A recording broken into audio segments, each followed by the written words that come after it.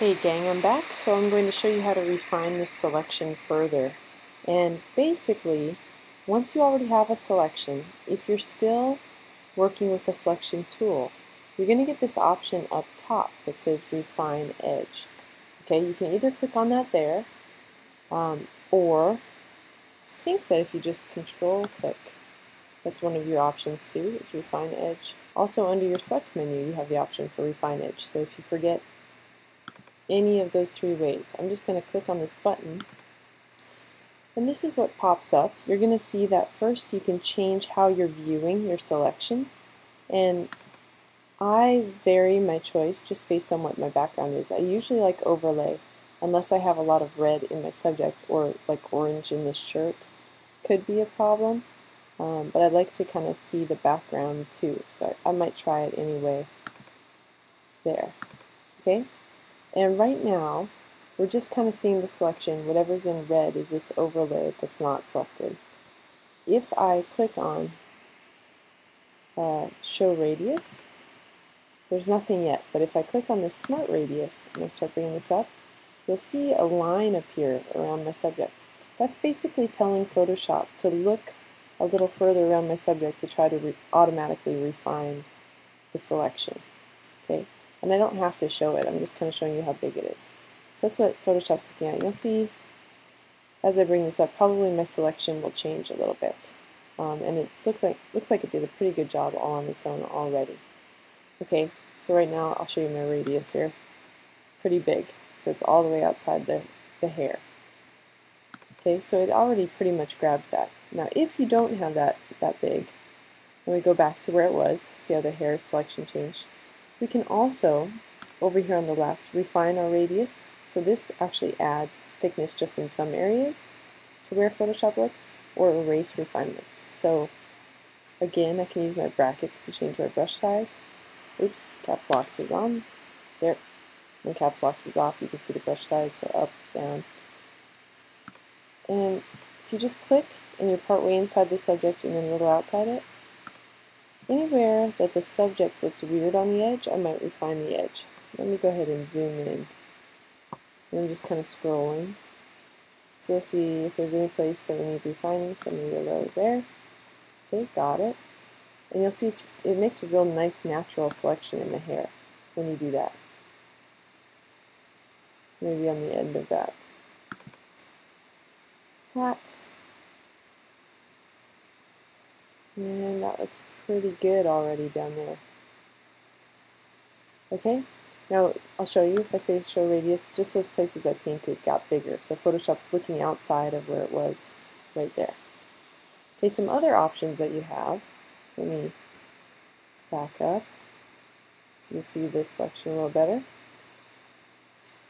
And we'll just look at the selection regularly again.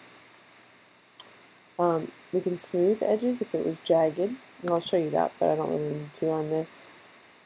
Doesn't even look like it's making that big of a difference. Okay. And we can also feather, which, backing out, you can see it kind of fades out the selection. I don't really want that for this. We could add contrast. So I'm not sure if you saw, look in the hair, how it looks kind of cloudy, like it's sort of selected, sort of not. If you add contrast, they'll be either selected or not, a little more obviously. I'll leave it kind of, well, yeah, that's look kind of natural, kind of like that. Shifting the edge, if you shift it to the right, it adds more selection area outside the selection, and shifting it less puts it inside the selection. And then last, we can decontaminate colors. If the reason you might do that is if it looks cloudy around the image. So I don't know that this one does. It means maybe some of your background is still contaminating your selection, and it would basically create a new version of your image without that. I'm not going to do that right now, but if you do, you won't have the opportunity to make a mask. We can also continue to work with our selection, which is what we're going to do.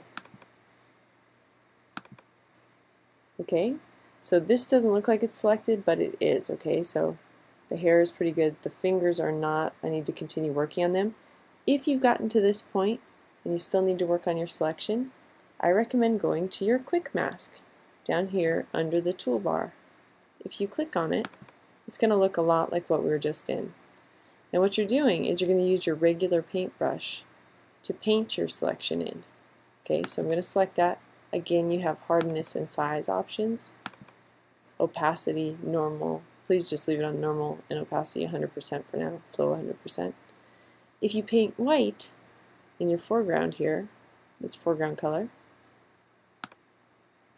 you'll be painting selection in. Let me zoom in. Command plus or Control plus for PC. And if I go outside that by accident like that, I can always take it out by switching to painting black in a second. Or I could say edit, undo. And so I'm just controlling the brush size again using my brackets. And to switch these, I can press X or I can click on this arrow. So black will take it out of the selection. If you want to draw a straight line, just click somewhere, hold shift, click somewhere, and it draws a straight line between those two areas. I do that a lot at this kind of stage.